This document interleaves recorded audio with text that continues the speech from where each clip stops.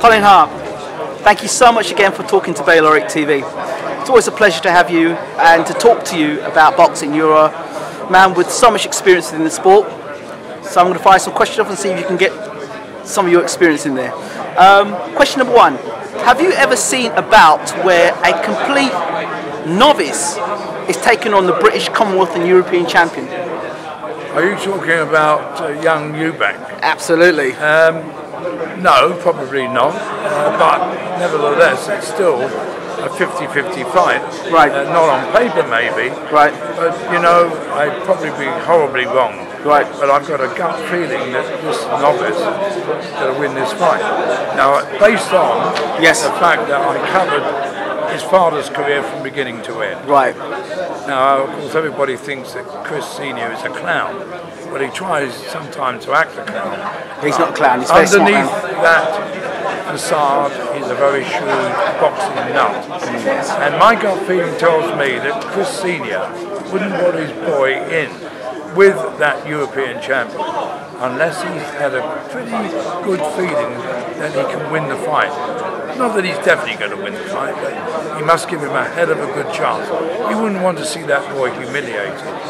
So that's my gut feeling. That's my gut feeling too, having been around the Eubanks when I was down in Brighton and training and boxing. The one thing I picked up about Eubank, he's a very proud man. And when I knew Chris Eubank Jr., for me, I noticed that he takes a lot of pride in his father's name, and there's no way he would want to go out there and make a fool of himself. No, not at all. You know, he first became aware of Chris Jr. when I was in Las Vegas covering the Joe Calzaghe fight with Bernard Hopkins, and Mike McCullum was actually training this boy, who was then an amateur, had been living in Vegas, I won't say secretly, but nobody knew, and he won a Golden Gloves title. Yes, I heard that. There in Nevada. Yes. So that's when I first became aware of him. And his dad has had him in America sparring in New York and in the Floyd Mayweather gym. Yes. And also he sparred with Carl Froch and gave a very good account of himself. And Carl is very impressed with him. So although he's a novice in the fact that he hasn't fought anybody worthwhile, he knows what he's doing. The reason and what I've been told is also a very spiteful puncher. Yes. The reason why I use the word novice is because it's been used a lot in the media. I don't see Eubank Jr. as a novice, and there are worrying signs from Billy Joe Saunders, and I said to him, you've used the word retire. You're only 24, 25-year-old using the word retire. You should be using words like that and putting pressure on yourself. And the second thing is you're saying you're going to have a tear-up with him. You're going to stand and trade with him. Surely your best move is to use the boxing skills, because your experience is based on boxing skills. Sweet, getting in and out.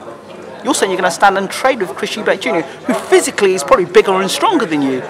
Punches harder. And punches harder. See, Billy Joe is not a big puncher. He's not. And the feeling I get is that it's likely that he can walk through Billy Joe. That's my. Get to it.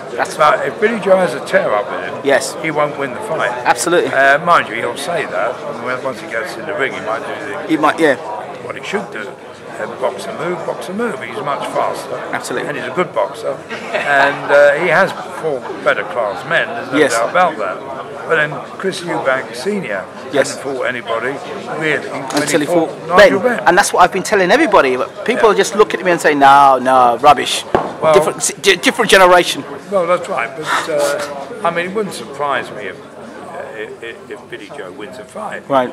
But it would win it. It'll be a points decision. Okay. And I think if it goes over 8 rounds, there's only one winner, and that'll be Billy Joe. Right. But will it go 8 rounds? Who knows?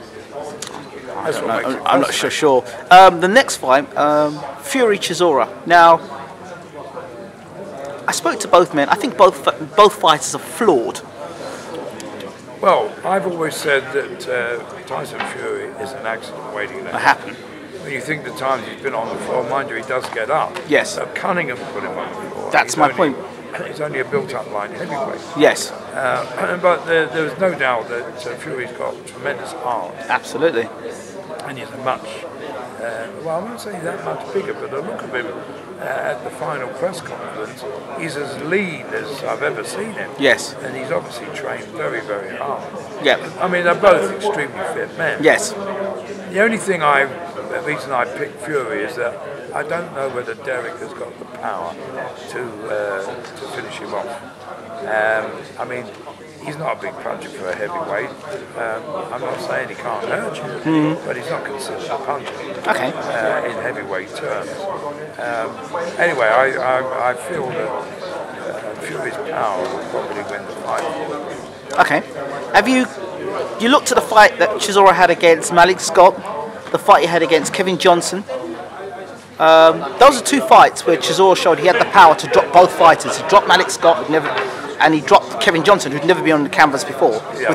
With both the same punch, the other hand right. I'm not saying he won't put Fury on the floor, but will he keep him there?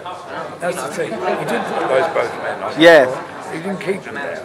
And I thought the Malik Scott fight stopped prematurely. I mean, Derek was on his way to winning the fight. But I don't know whether he would have stopped him. I think the referee jumped in a bit too soon. Mind you, to be fair, Scott didn't protest too much. I spoke to Malik Scott after the fight, and he said that the reason why he didn't get up as quickly as he should have done is because he saw his mentor Lennox Lewis go down in a similar fashion against McCall, and Lewis got up too quickly. So he said, well, if I ever get knocked down in the fight, I will get up at the count of 9. Yeah, but Lennox Lewis was badly hurt. Yes. And he got up because he didn't know what he was doing. Yeah. I mean, Malik Scott wasn't hurt. Absolutely. And when I put that to Malik, he said, well, you don't know, you weren't there. Yeah. So he's not going to admit that he decided to get up at 9 3/4 in the hope the referee would stop it. Okay. The heavyweight division on a whole, Klitschko's performance against Pulev was very impressive. Who's Pulev? I mean, he had not much to beat. You didn't think Pulev was any good? He was all right. The heavyweight division is in such a state. What would be interesting is that I don't know, have they actually signed Stiverne and I spoke to Stiverne, I spoke to him, and I believe the fight's January the 17th. As early as that? January the 17th. No, that'll be interesting to see whether Deontay Wilder is a proper fighter or just this tremendous punch. Can he take a shot? Has he got any heart? I mean, Stiverne's not bad. Yeah, he's not bad. When I saw him fight Oriola, yes. I thought, my heavens, he might have one here.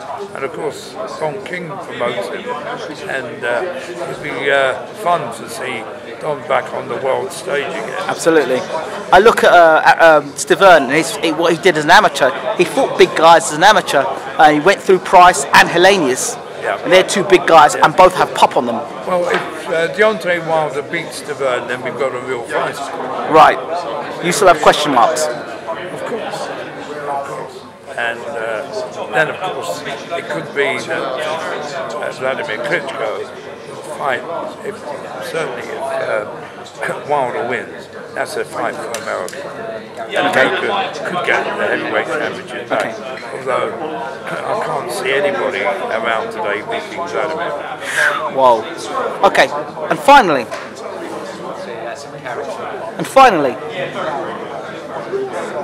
last week we had a pay-per-view show.